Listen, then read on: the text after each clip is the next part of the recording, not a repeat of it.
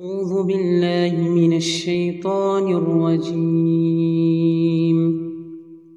أولا يعلمون أن الله يعلم ما يسرون وما يعلنون. ومنهم أميون لا يعلمون الكتاب إلا أماني وإن هم إلا يظنون. فويل للذين يكتبون الكتاب بأيديهم ثم يقولون هذا من عند الله ليشتروا به ثمنا قليلا فويل لهم مما كتبت أيديهم وويل لهم مما يكسبون. وقالوا لن تمسنا النار إلا أياما معدودة قل اتخذتم عند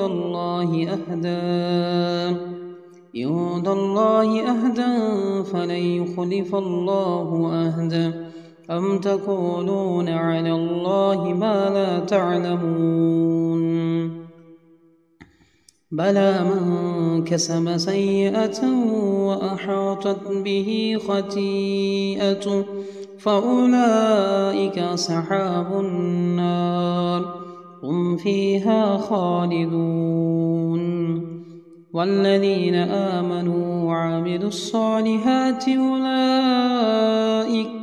أولئك أصحاب الجنة هم فيها خالدون. وإذ أخذنا ميثاق بني إسرائيل لا تعبدون إلا الله وبالوالدين إحسانا وذي القربى واليتامى والمساكين وقولوا للناس حسنا